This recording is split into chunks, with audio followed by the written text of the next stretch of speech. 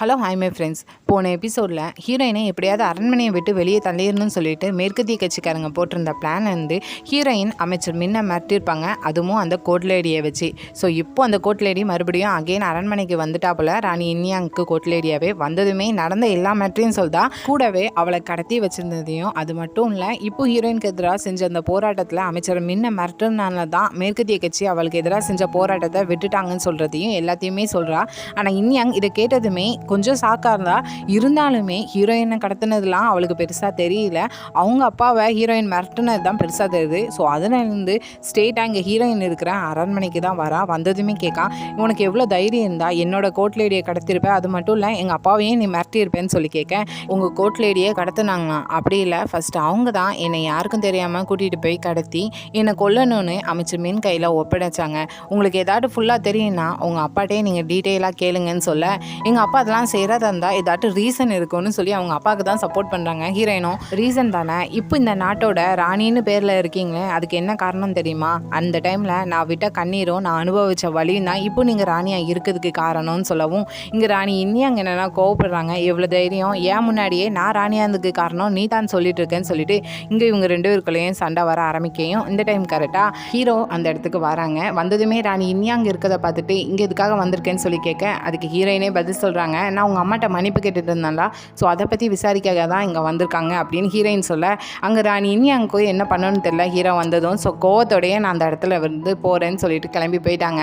இப்போ ஹீரோ எதுக்காக வந்திருக்காங்கன்னு பார்த்தா ஹீரோயினோட கையை பிடிச்சிட்டு சும்மா நடந்து போகிறதுக்கா. ஸோ அப்படி நடந்து போயிட்டு இருக்கிறப்போ ஹீரோக்கு ஒரு பெரிய டவுட் இருக்குது. ஏன்னா மேற்கத்திய கட்சிக்காரங்க ஹீரோயினுக்கு எதிராக கொடுத்த அந்த பெட்டிஷனுக்கு அந்த போராட்டம் பண்ணிட்டு இருக்கிறப்போ சடனாக எப்படி அதை ஸ்டாப் பண்ணாங்கன்னு தெரியல. ஸோ அதை தான் இப்போ ஹீரோயின்ட்டையும் கேட்காங்க, அமைச்சர் முன்னே அந்த போராட்டத்தை ஸ்டாப் பண்ணிட்டாரு, எப்படி உனக்கு எதிராக செஞ்சது அப்படின்னு சொல்கிறப்போ ஹீரோயின் அவங்க செஞ்சது தப்பாக இருந்திருக்கும்னு நினைக்கிறேன், அதனால ஸ்டாப் பண்ணிட்டாங்கன்னு சொல்கிறாங்க. ஆனால் ஹீரோ என்னவானாலும் இருக்கட்டும், ஆனால் இப்போதைக்கு அந்த மேற்கத்திய கட்சிக்குன்னு இருக்கிற பெரிய எதிரி நீ தான். ஸோ அதுக்காக நான் இனி தென்னக கட்சி சார்பாக ஒரு சில அமைச்சர்களை புதுசாக கொண்டு வரலாம் இருக்கேன்னு சொல்லிட்டு இங்கே ஹீரோயின்ட்ட சொல்லிட்டு இருக்கேன். இதை அப்படியே கட் பண்ணி இப்போ ஹீரோயின் அமைச்சர் ஷாசைக் பாட்டி 3 பேரும் பேசிகிட்டு இருக்காங்க. இப்போ பாட்டிக்கு நியூஸ் தெரிய வருது, ஹீரோட அம்மா ஹீரோக்கும் ராணி இன்னியாங்குக்கும் முதலிரவு ஏற்பாடு பண்ணியிருக்காங்கன்னு சொல்லிட்டு அவங்களாலே நம்ப முடியல. எப்படி ஹீரோயினுக்கு ஹீரோவோட அம்மா இவ்வளோ பெரிய பாவத்தை செஞ்சதுக்கப்புறம் ஹீரோ இதுக்கு ஒத்துக்கிட்டாங்கன்னுங்கிறது தெரியல. கண்டிப்பாக அப்படி இன்றைக்கி முதலிரவு வச்சு நடந்துட்டுனா ஒரு வேளைக்கு அந்த ராணி இன்னியாங்கு அரச வாரிசை தந்துட்டா நம்ம கையில் எதுவுமே இல்லை, நம்ம இருந்தும் வேஸ்ட்டு தான் அப்படின்னு சொல்லிட்டு பாட்டி கொஞ்சம் டென்ஷனில் பேசிகிட்டு இருக்கேன். கரெக்டாக ஹீரோயின்னு சொல்கிறாங்க, என்னதான் இருந்தாலும் அரசருக்கு அவங்க அம்மா ரொம்பவே முக்கியமான ஆள்.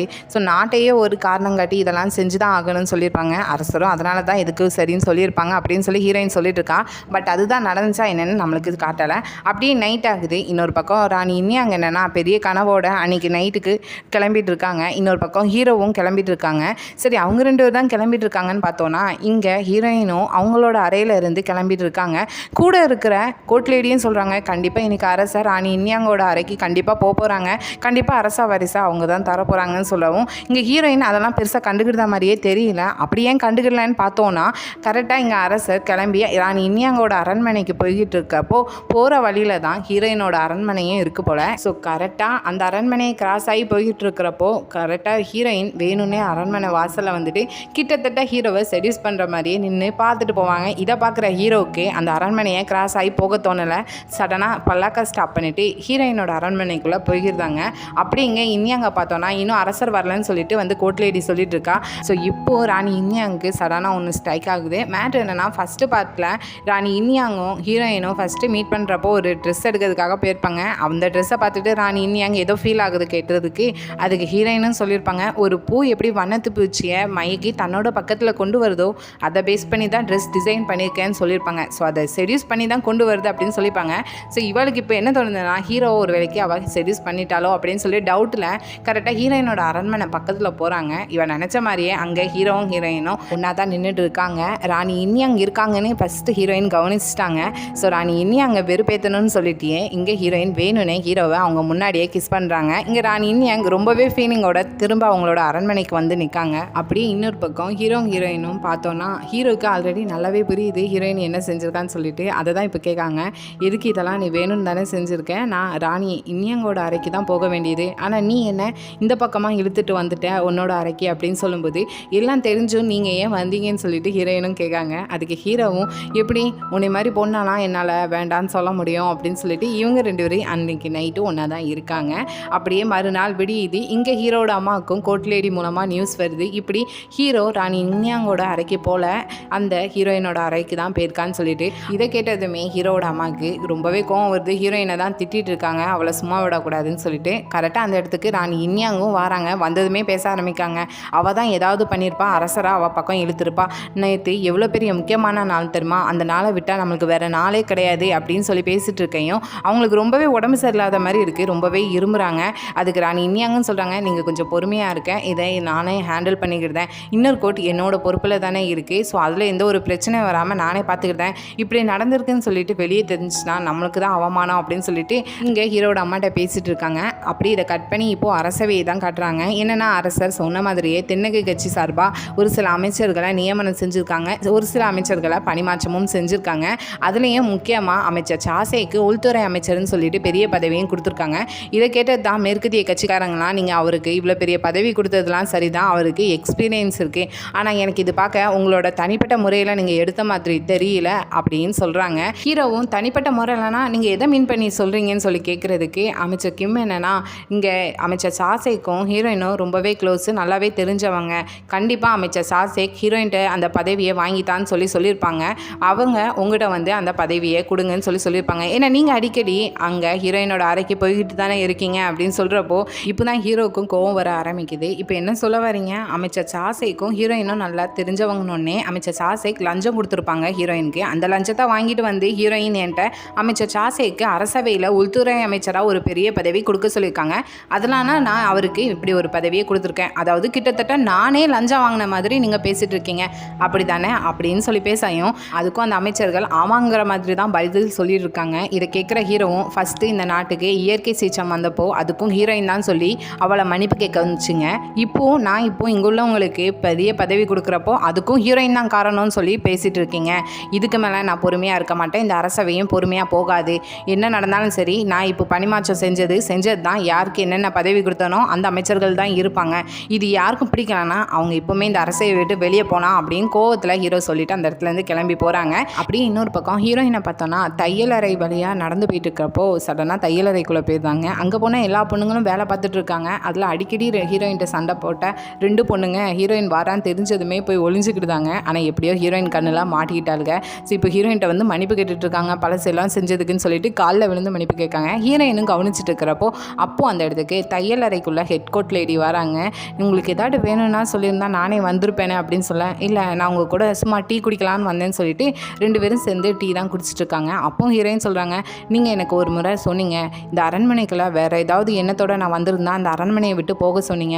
ஆனால் நீங்கள் அப்போ சொன்னப்போ எனக்கு ரொம்பவே கஷ்டமாச்சு. ஆனால் இப்போ பாருங்கள் நீங்கள் சொன்ன மாதிரி தான் நடந்திருக்குன்னு சொல்கிறதுக்கு அந்த ஹெட் கோட் லேடியும் சொல்கிறாங்க, ஆமாம் நம்ம போயிட்டு இருக்கிற பாதையோட முடிவு தெரிகிற வரைக்கும் எதுவுமே நிச்சயம் கிடையாதுன்னு சொல்கிறதுக்கு அதுக்கு ஹீரோயின்னு சொல்கிறாங்க, இதே நிச்சயம் இல்லாத வாழ்க்கையில் எனக்கு ஒரு கனவு இருக்குது. இங்கே இந்த உலகத்திலேயே ரொம்பவே அழகான ஒரு ஆடையை நான் போட வேண்டிய டைம் வரும், அந்த ட்ரெஸ்ஸை எனக்காக நீங்கள் தான் தச்சு தரணும் அப்படின்னு சொல்லி ஹீரோயின் கேட்காங்க. அந்த ஹெட் கோட் லேடிக்கு நல்லாவே புரியுது ஹீரோயின் எந்த ஆடையை மீன் பண்ணுறாங்கன்னா ராணி ஆக போகிற அந்த ஆடையை தான் மீன் பண்ணுறாங்க. அவங்க கேட்டுட்டு அமைதியாக தான் இருக்காங்க. ஹீரோயினும் சரி நான் போயிட்டு வரேன்னு சொல்லிட்டு இதோடு முடிச்சுட்டு அந்த இடத்துலேருந்து கிளம்பி போகிறாங்க. அப்படி போகிறப்போ கரெக்டாக எதிர்த்தாப்பில் ஜாவரா.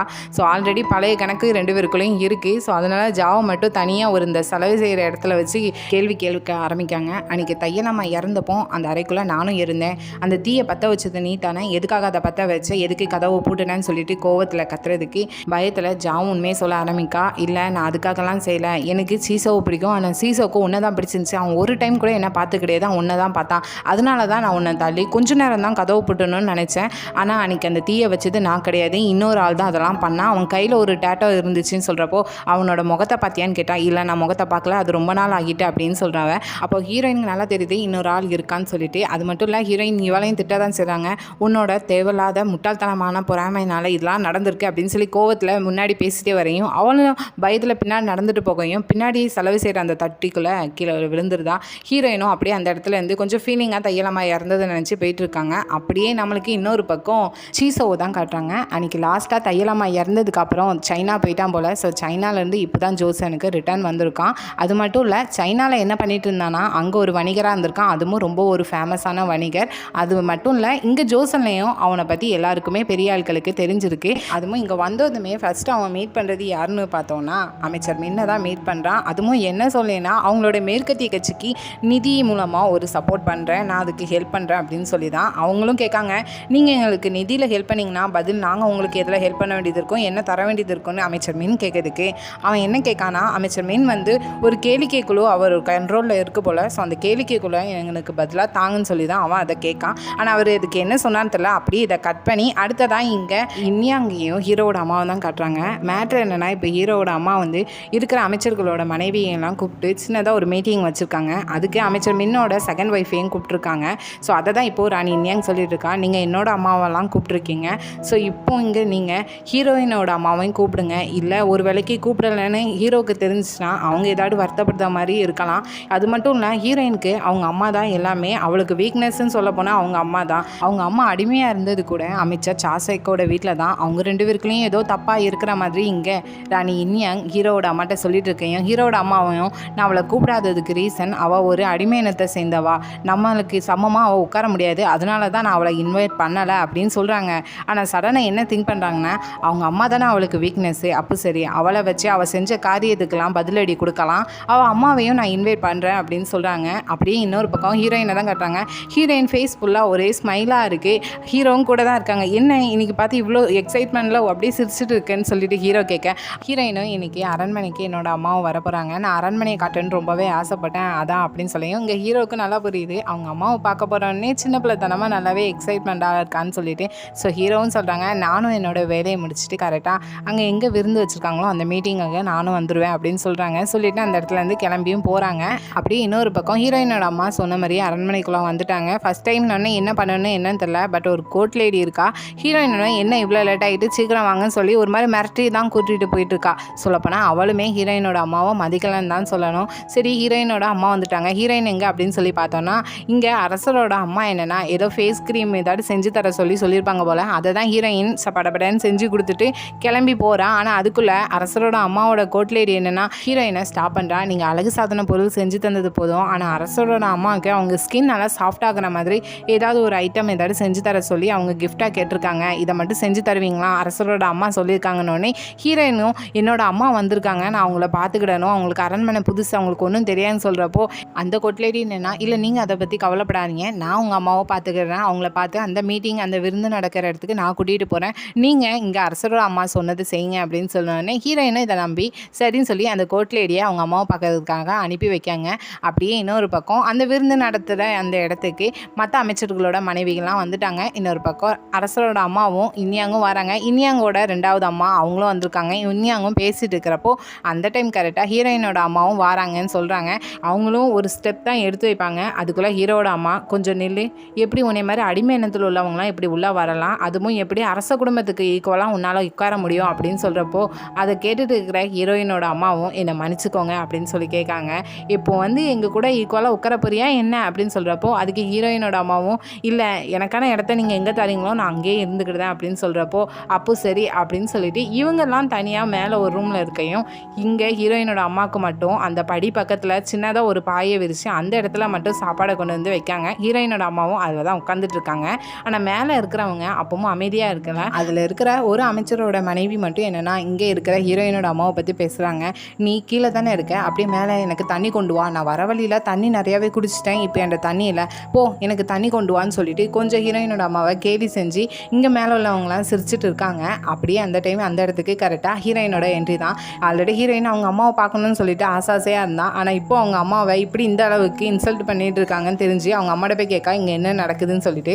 ஆனால் அவங்களுக்கு அவங்க அம்மாவும் கொஞ்சம் ஃபீல் பண்ணாலும் ஹீரோயின்ட்டு அதை காட்டிக்கல. அவங்களாம் அரச குடும்பத்தை சேர்ந்தவங்க, நான் ஒரு அடிமை இனத்தை சேர்ந்தவா, நான் அவங்களுக்கு ஈக்குவலாக உட்கார முடியாதுன்னு சொல்கிறப்போ பதிலுக்கு ஹீரோயினும் என்னதான் இருந்தாலும் இப்போ நான் அரசரோட காங்பெயின், நீங்கள் என்னோட அம்மா, ஆனால் உங்களை அவங்க இந்த அளவுக்கு நடத்திருக்க கூடாதுன்னு சொல்லிட்டு ஹீரோயின் ரொம்பவே கோவத்தோட ஸ்ட்ரெயிட்டாக ஹீரோட அம்மா முன்னாடி தான் போய் கோவமாக பேச ஆரம்பிக்காங்க. அப்போது இதுக்காகத்தான் என்னோட அம்மாவை அவமானப்படுத்தணும்னு சொல்லிட்டு இங்கே வர சொல்லியிருக்கீங்க அப்படி தானே சொல்கிறதுக்கு அங்கே ராணி இன்யாங் தான் பேசுகிறாங்க. இங்கே அரசருக்கு காங்பெயினாக இருக்கிறது நீ தான், உங்கள் அம்மா இன்னும் அடிமை இனத்தில் உள்ளவங்க தான், அவங்கள இவங்களுக்கு ஈக்குவலாக உட்கார வச்சு ட்ரீட் பண்ணோன்னா இங்கே உள்ளவங்களுக்கு மனசு சங்கடப்படாதா அப்படின்னு சொல்லிட்டு ராணி இன்யாங் பேசுகிறதுக்கு பதிலுக்கு ஹீரோயினும் பேச ஆரம்பிக்காங்க. இதை நான் உங்கள்கிட்ட எதிர்பார்க்கல.